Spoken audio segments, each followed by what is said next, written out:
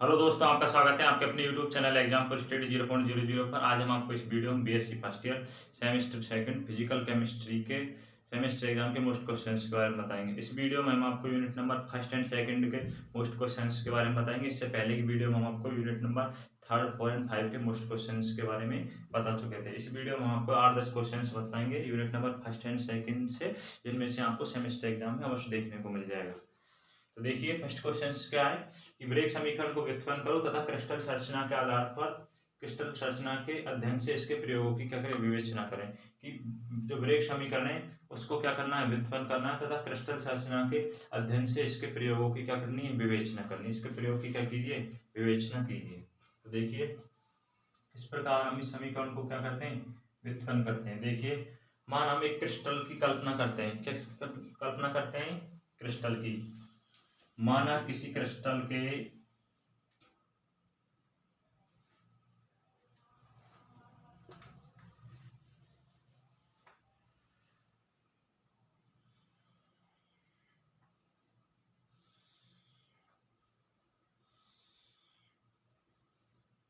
A1 A2 A3। माना किसी crystal जालक के तल A1 A2 A3 है। कि हमें लिखना है कि माना किसी क्रिस्टल जालक के तल A1 A2 A3 है। यदि कोई किरण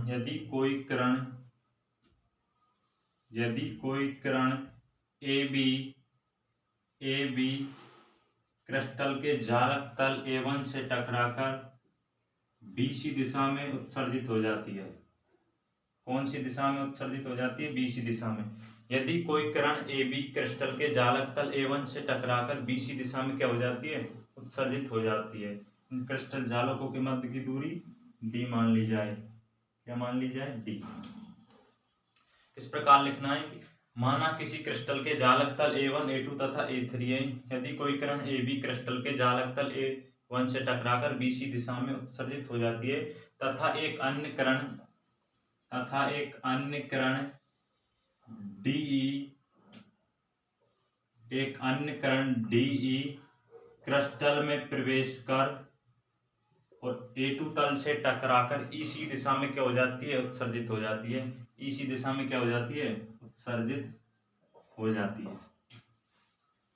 EC दिशा में उत्सर्जित हो जाती है। तो इसकी थ्योरी को आप किस प्रकार लिखना है सुन लीजिए। मैं लिखा नहीं रहा आपको कि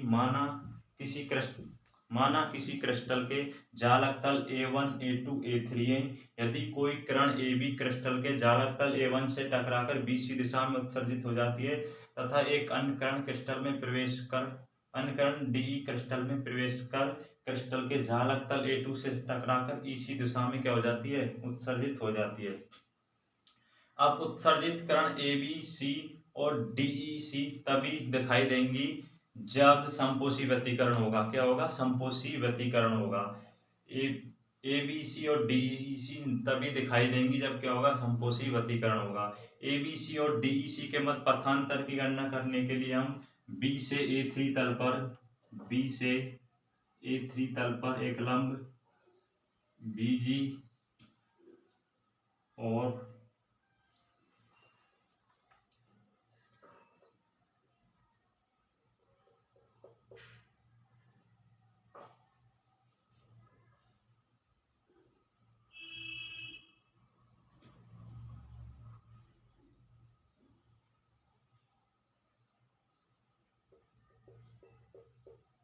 क्रिस्टल पर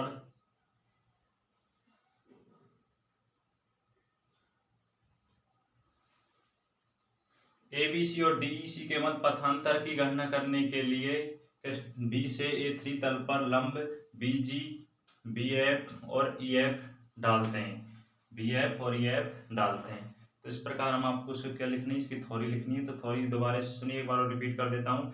माना किसी क्रिस्टल के जालक तल A1 और A2 और A3 हैं। A1 A2 A3 हैं। यदि कोई किरण AB क्रिस्टल के जालक तल A1 से टकराकर BC दिशा में क्या हो जाती है, उत्सर्जित हो जाती है तथा एक अन्य किरण DE क्रिस्टल में प्रवेश कर जालक तल A2 से टकराकर क्या हो जाती है, EC दिशा में उत्सर्जित हो जाती है। अब उत्सर्जित किरण ABC और DEC तभी दिखाई देंगी जब इनके मध्य क्या हो, संपोषी व्यतिकरण हो। अर्थात ए बी सी और डी ई सी के मध्य पथांतर की गणना करने के लिए बी से ए थ्री तल पर लंब बी जी और बी एफ और ई एफ क्या डालते हैं। तो देखिए ए बी सी और डी ई एफ के मध्य पथांतर, डी ई एफ के मध्य पथांतर,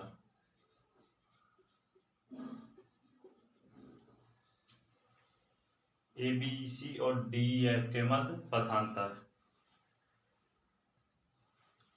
ए बी सी और डी सी के मध्य पथांतर, ए बी सी और डी ई सी के मध्य पथांतर किस प्रकार निकालते हैं। देखिए डेल्टा बराबर डी ई सी, देखिए D E C D E plus E B, D E plus E B minus क्या करना है ए बी, क्या करना है माइनस ए बी। अब माना ए बी बराबर किसके है, ए बी बराबर है डी एफ के, ए बी किसके इक्वल है, ए बी बराबर है डी एफ के, और डी एफ बराबर हम क्या लिख सकते हैं, डी एफ बराबर लिख सकते हैं D E plus E F, D F बराबर क्या लिख सकते हैं D E plus E F. तो देखिए डेल्टा बराबर आ जाएगा D E plus E B minus D E plus E F, क्योंकि ए बी किसके इक्वल है डी एफ के, और डी एफ बराबर क्या लिख सकते हैं D E plus E F. इसको सॉल्व कीजिए, डेल्टा बराबर आ जाएगा D E plus E B minus D E minus E F, D E से डी ई क्या हो जाएगा कैंसिल हो जाएगा, डेल्टा बराबर आ जाएगा ई बी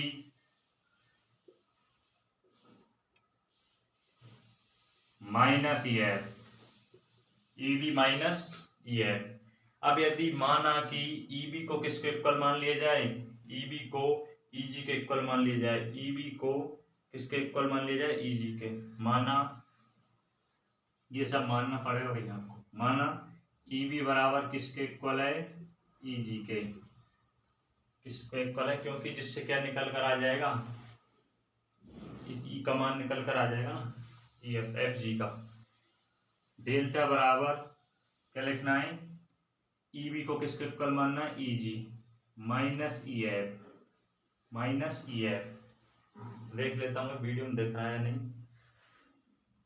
दिख रहा है, E G minus E F, ई जी माइनस ई एफ, ई जी में से ई जी माइनस ई एफ कर देंगे तो क्या आएगा, डेल्टा बराबर आ जाएगा एफ जी, क्या आ जाएगा डेल्टा बराबर एफ जी, क्या आ जाएगा डेल्टा बराबर एफ जी।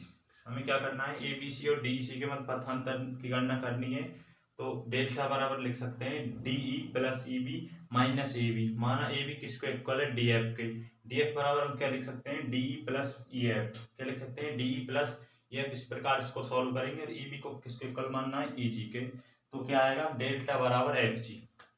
अब देखिए आगे देखिए, इसी में मैं इसको मिटा देता हूँ, स्क्रीनशॉट ले लेना भाई।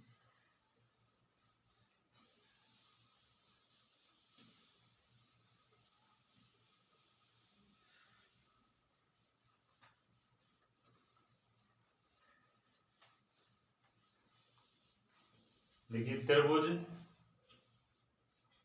बी एफ जी में, त्रिभुज बी एफ जी में, त्रिभुज बी एफ जी में, बी एफ जी में देखिए साइन थीटा बराबर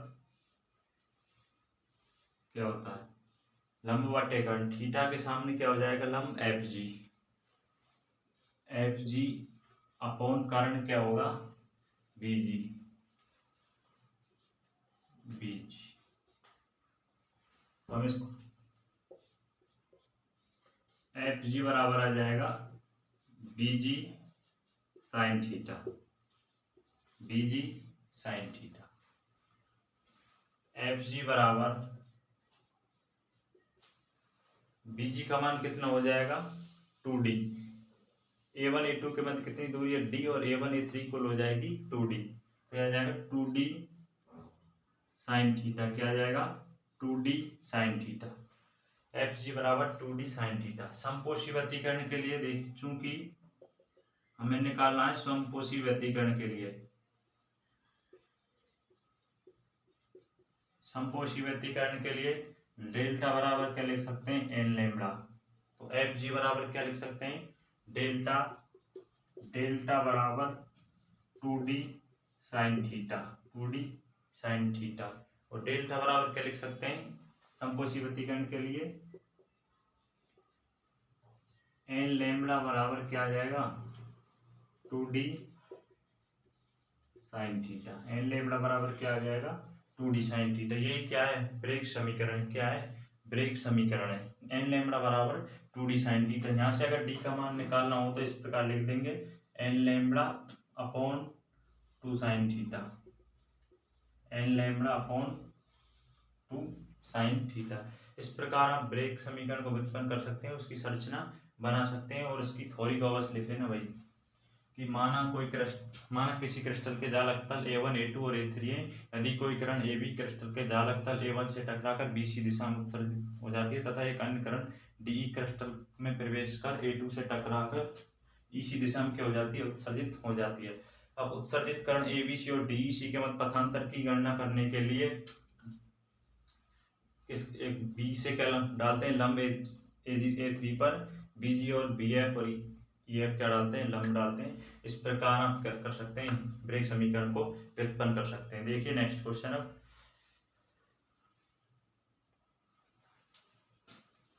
क्वेश्चन नंबर सेकंड देखिए, NaCl क्रिस्टल व CaCl क्रिस्टल की संरचना में क्या कीजिए विभेद कीजिए। NaCl जो क्रिस्टल है और एक CaCl क्रिस्टल है, उसकी संरचना में क्या करना है हमें विभेद करना है। तो देखिए पहले NaCl क्रिस्टल के बारे में विस्तार से बताते हैं, फिर आपको CaCl क्रिस्टल के बारे में बताएंगे। तो देखिए सॉल्यूशन NaCl क्रिस्टल, कौन सा क्रिस्टल NaCl क्रिस्टल के बारे में देखिए कि इसकी संरचना क्या होती है और इसका अनुपात किस प्रकार निकालते हैं। NaCl क्रिस्टल की संरचना देखिए किस प्रकार बनाते हैं।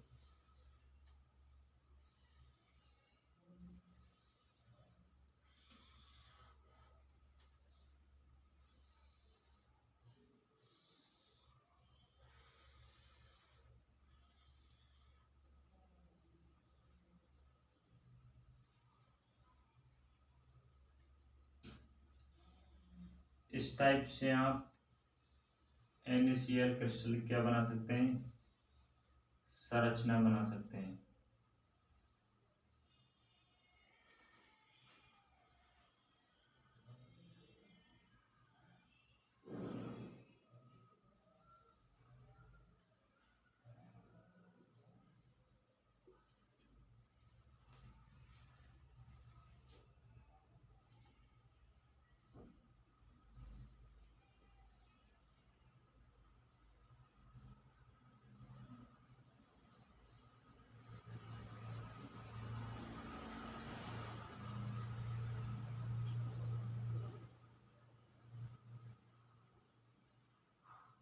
इस प्रकार आप NaCl क्रिस्टल की क्या बना सकते हैं संरचना बना सकते हैं।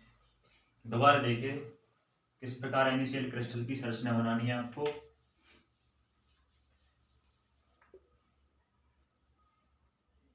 एक घनाभ बनाना है, फिर इसको इस टाइप से आप बना सकते हैं।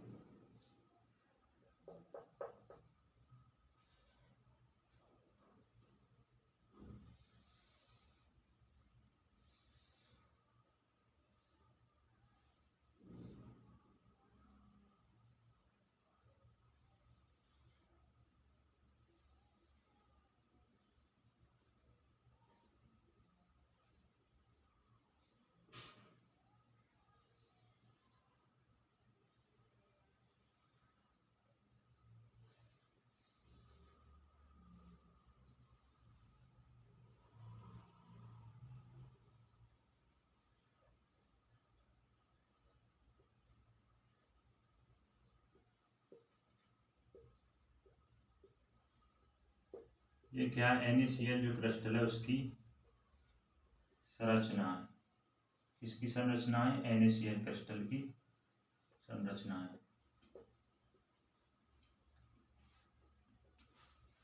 इस टाइप से आप NaCl क्रिस्टल की संरचना बना सकते हैं। जो NaCl क्रिस्टल की संरचना है, NaCl क्रिस्टल की संरचना में NaCl क्रिस्टल की संरचना में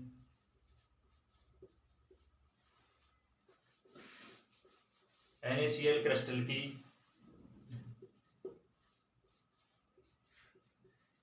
संरचना में एक Na+ आयन, जो NaCl जो क्रिस्टल की संरचना में एक Na+ आयन 6Cl- आयनों से घिरा होता है। 6Cl- आयनों से क्या होता है, घिरा होता है, आयनों से घिरा होता है।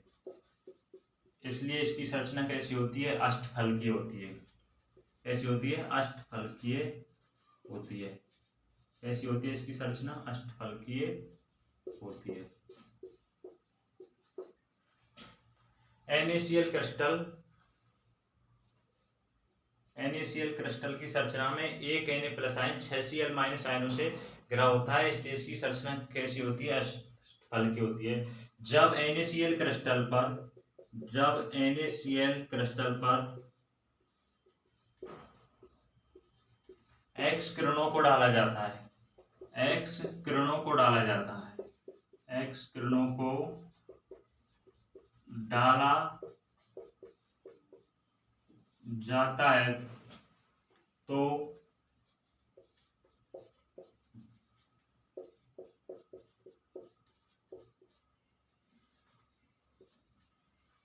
तलों के प्रथम कोटि परावर्तन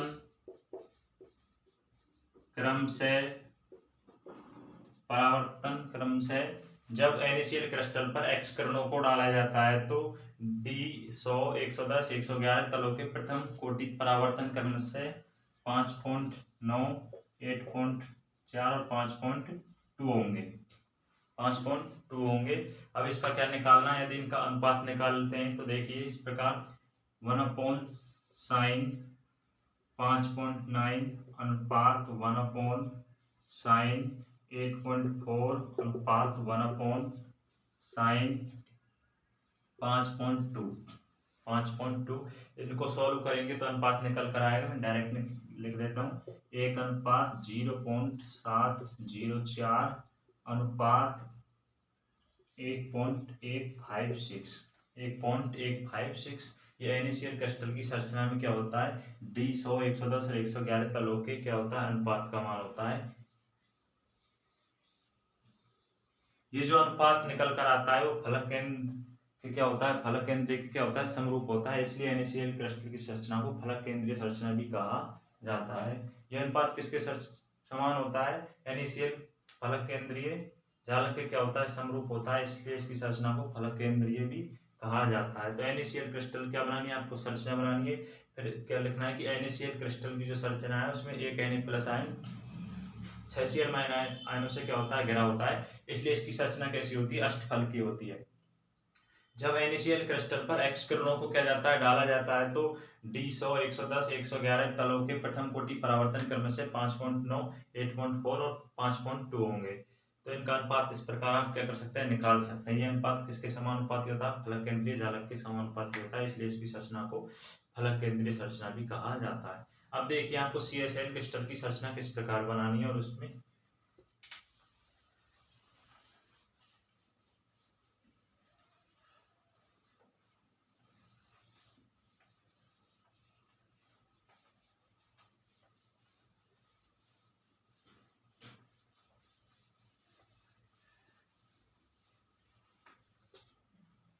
CSCl क्रिस्टल।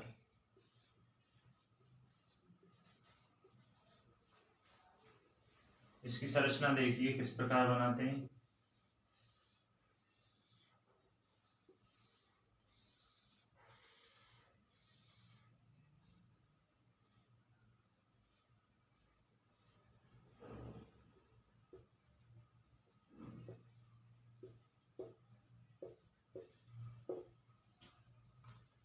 ये क्या है, CaCl क्रिस्टल की संरचना है। इसमें देखिए CaCl क्रिस्टल में CS plus ion, CS plus व Cl माइनस आयनों का अनुपात देखिए, आयनों का अनुपात किस प्रकार निकालते हैं, CS प्लस व Cl माइनस आयनों का अनुपात देखिए, CS plus upon Cl minus बराबर 1.69 1.81 बराबर 0.993। ये आप डायरेक्ट याद रख लेना भाई। इसको सॉल्व करेंगे तो क्या आएगा 0.993। जो ये अनुपात निकल कर आता है ये मान 0.732 और 1 के मध्य है।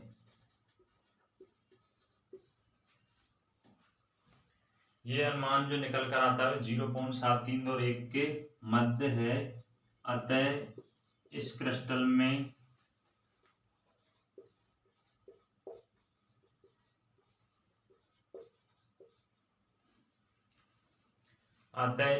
में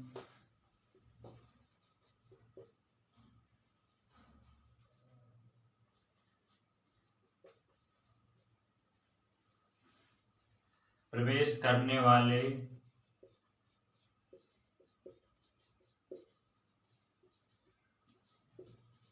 क्रिस्टल की संरचना ज्यामिति घनी होती है। क्रिस्टल की जो संरचना है कैसी होती है, ज्यामिति घनी होती है।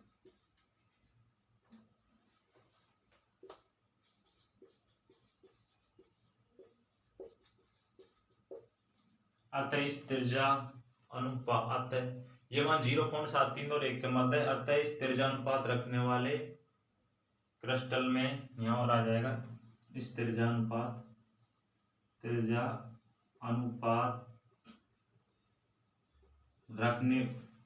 अनुपात रखने वाले क्रिस्टल में प्रवेश करने वाले क्रिस्टल की संरचना कैसी होती है, ज्यामिति घनी होती है। वह तथा समन्वय संख्या कितनी होती है, संख्या 8 होती है। कितनी होती है, 8 होती है। अतः समन्वय संख्या कितनी होती है, 8 होती है। इस क्रिस्टल में देखिए जो CaCl क्रिस्टल में होता है, इसमें CS plus ion 8 Cl minus आयनों से घिरा होता है। 8 Cl माइनस आयनों से क्या होता है, घिरा होता है। आयनों से घिरा होता है। CaCl क्रिस्टल में CS plus ion 8 Cl minus आयनों से क्या होता है, घिरा होता है, या Cl minus ion 8 CS plus आयनों से क्या होता है, घिरा होता है। इसका जालक अनुपात देखिए, जालक का अनुपात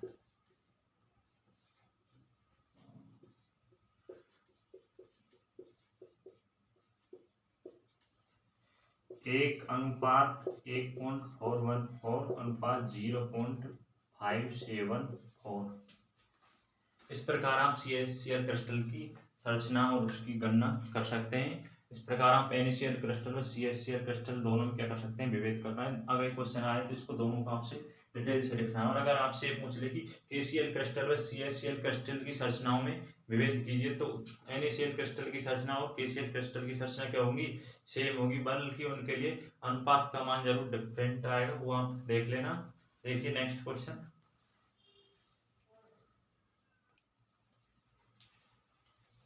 क्वेश्चन नंबर 3 देखिए, मिलर सूचकांक पद्धति को समझाइए। क्या पूछ रहा है आपसे कि जो मिलर सूचकांक पद्धति है उसको क्या करना है, आपको समझाना है। इसमें से क्वेश्चन भी आता है छोटा सा न्यूमेरिकल टाइप्स का। तो देखिए पहले मैं इसकी थ्योरी को लिख देता हूँ, फिर आपको क्वेश्चंस कराऊंगा उस हिसाब से, जिससे आपको अच्छे से समझ आ जाए। तो देखिए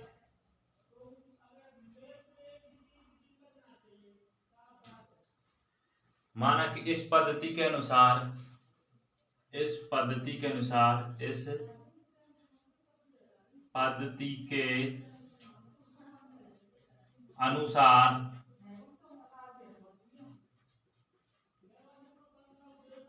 प्रत्येक फलक को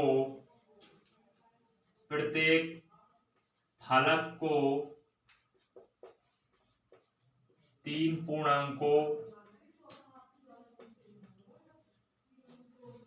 h के l के रूप में व्यक्त किया जाता है, व्यक्त किया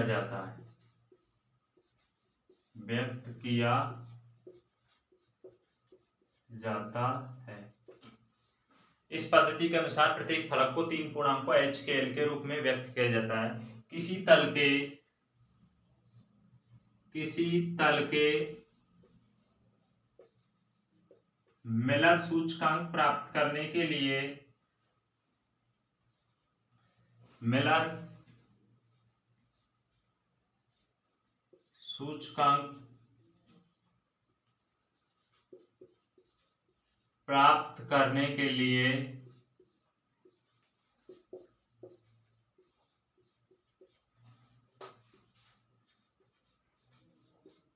उसके वाइस पैरामीटरों को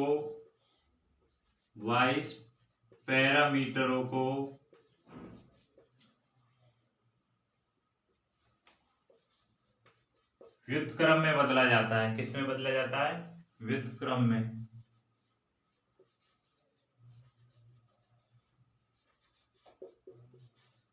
व्युत्क्रम में बदला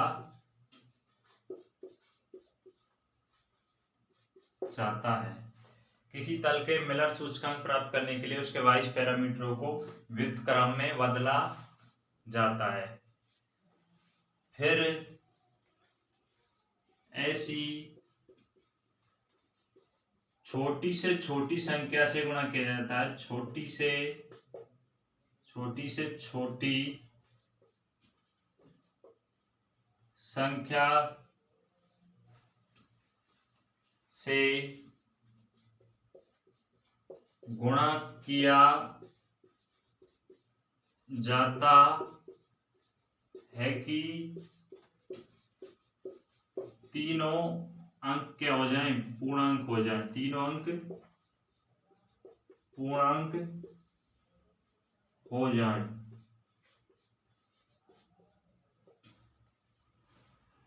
इन पूर्णांकों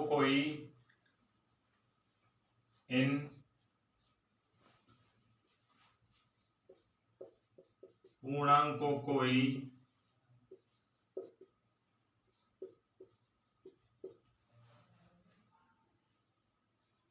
मिलर सूचकांक कहते हैं। क्या कहते हैं?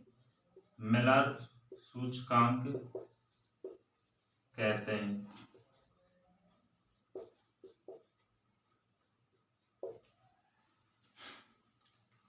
देखिए, इस पद्धति के अनुसार प्रत्येक फलक को 3 पूर्णांकों h के l के रूप में व्यक्त किया जाता है।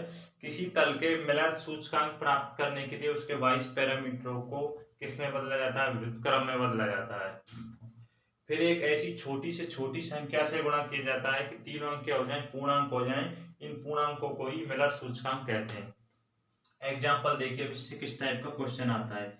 आपको वाइस पैरामीटर दिए आएंगे, क्वेश्चन आएगा कि निम्न वाइस पैरामीटरों को मिलर सूचकांक में परिवर्तित कीजिए। तो देखिए ऐसे आ जाएगा 2a अनुपात 2b अनुपात 1/2c।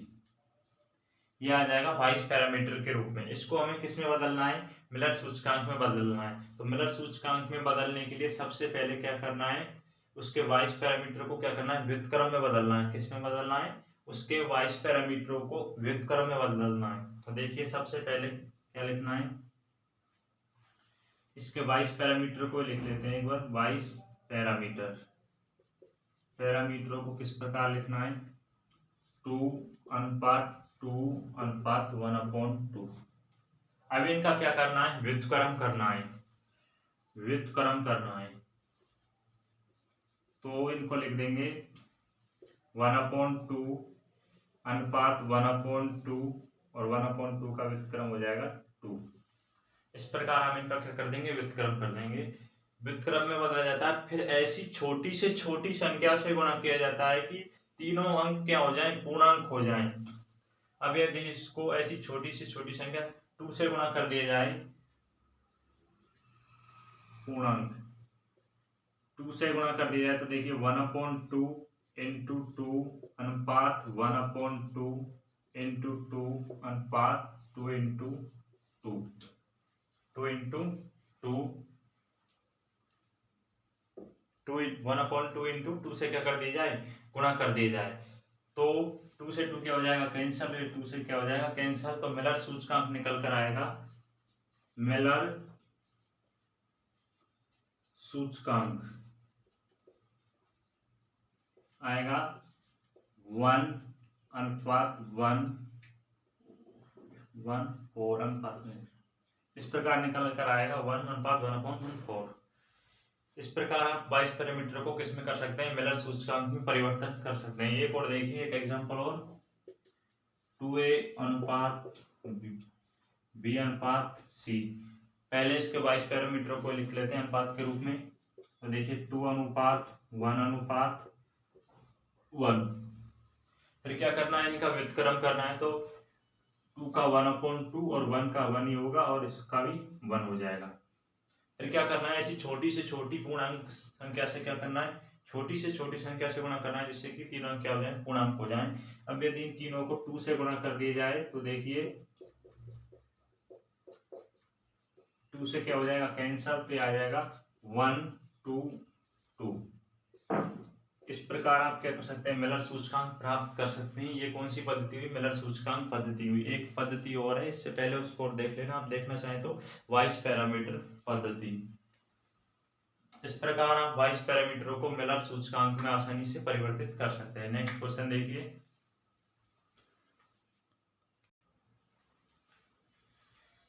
क्वेश्चन नंबर 4 देखिए, क्रिस्टलीय व अक्रिस्टलीय ठोसों में क्या कीजिए, अंतर स्पष्ट कीजिए, विभेद कीजिए। क्रिस्टलीय व अक्रिस्टलीय ठोसों में विभेद देखिए, जो क्रिस्टलीय व अक्रिस्टलीय, क्रिस्टलीय ठोसों में जो अवयवी कण होते हैं उनकी एक क्या होती है, निश्चित व्यवस्था होती है, जबकि अक्रिस्टलीय ठोसों में अवयवी कणों की एक निश्चित व्यवस्था नहीं होती है। अगर आपसे क्रिस्टलीय व अक्रिस्टलीय ठोसों की डेफिनेशन पूछे तो डेफिनेशन जो फर्स्ट पॉइंट है वही होगा कि ऐसे ठोस पदार्थ जिनमें क्रिस्टलीय ठोसों में ऐसे ठोस पदार्थ जिनमें अवयवी कणों की एक निश्चित व्यवस्था होती है क्रिस्टलीय ठोस कहलाते हैं। और अक्रिस्टलीय ठोसों की परिभाषा हो जाएगी, ऐसे ठोस पदार्थ जिनमें अवयवी कणों की एक निश्चित व्यवस्था नहीं होती है अक्रिस्टलीय ठोस कहलाते हैं। अगर आपसे डेफिनेशन पूछे तो फर्स्ट पॉइंट डेफिनेशन में आएगा।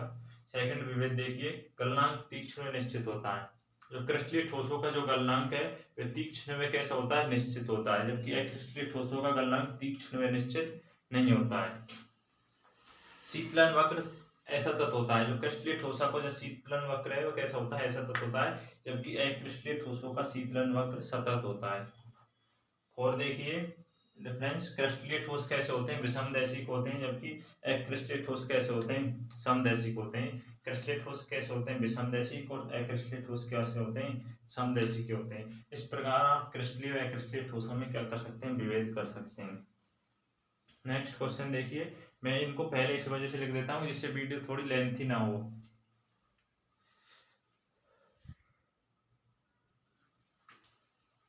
नेक्स्ट क्वेश्चन देखिए, क्वेश्चन नंबर 5, निम्न को परिभाषित कीजिए। क्वेश्चन नंबर 5 में 3 डेफिनेशन है, क्रिस्टलोग्राफी, त्रिविम जालक और एकक कोष्ठिका। तो देखिए क्रिस्टलोग्राफी किसे कहते हैं, विज्ञान की वह शाखा जिसमें क्रिस्टलों की संरचना, उसकी ज्यामिति और उसके गुणधर्मों का अध्ययन किया जाता है, क्रिस्टलोग्राफी कहलाती है, क्रिस्टल विज्ञान कहलाती है। क्रिस्टल विज्ञान की वह शाखा जिसमें क्रिस्टलों की संरचना, उसकी ज्यामिति और उसके गुणधर्मों का अध्ययन किया जाता है, क्रिस्टलोग्राफी कहलाती है या क्रिस्टल विज्ञान कहलाती है। सेकंड देखिए, त्रिविम जालक किसे कहते हैं, सामान्यतः क्रिस्टलीय ठोसों की एक निश्चित संरचना होती है।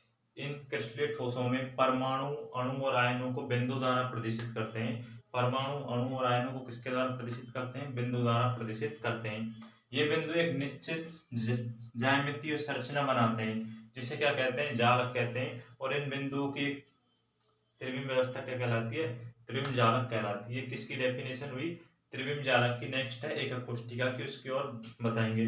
कुछ और डेफिनेशन है, जैसे सरल घनीय जालक, त्रिविम जालकों के प्रकार है ना, सरल घनीय जालक, फलक केंद्रीय जालक और अंत्य केंद्रीय। इनको आप जो 12th क्लास में पढ़ चुके हैं उनको और देख जाना भैया, ये भी अच्छी है, अच्छे क्वेश्चन है।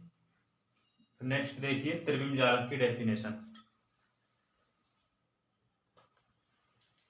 थर्ड देखिए एक अकोष्ठिका क्या होती है। एक अकोष्ठिका की डेफिनेशन, वे इकाई जिसे त्रिविम में बार बार दोहराने पर त्रिविम जालक का क्या हो जाता है, निर्माण हो जाता है। वे इकाई जिसे त्रिविम में बार बार दोहराने पर त्रिविम जालक का निर्माण हो जाता है एकक कोष्ठिका कहलाती है। एकक कोष्ठिका का संपूर्ण क्रिस्टल का क्या होती है, प्रतीक होती है, प्रतिरूप होती है। जो एकक कोष्ठिका होती है वो संपूर्ण क्रिस्टल का प्रतिरूप होती है।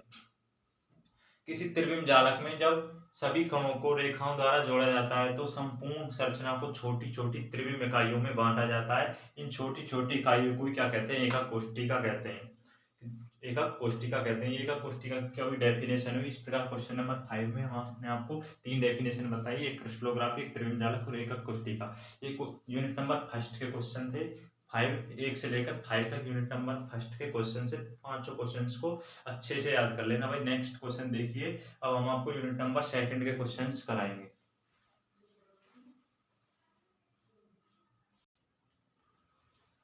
क्वेश्चन नंबर 6 देखिए, कोलाइडी विलयन से आप क्या समझते हैं तथा इसके वर्गीकरण को समझाइए।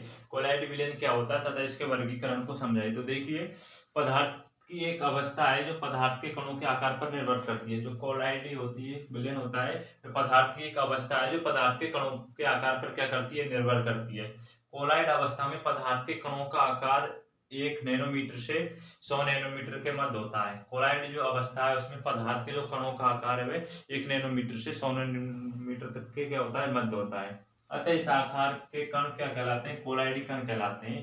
जो 1 नैनोमीटर से 100 नैनोमीटर के जो मध्य आकार के कण होते हैं, इस आकार के कण क्या कहलाते हैं, कोलाइडी कण कहलाते हैं।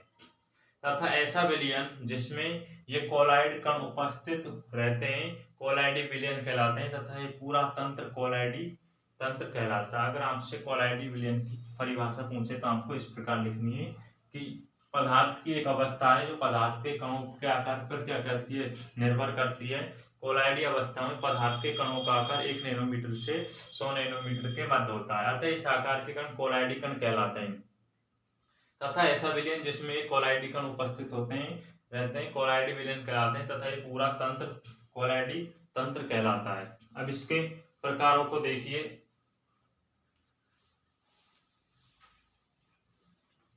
जो इसका वर्गीकरण है उसको देखिए किस प्रकार करते हैं।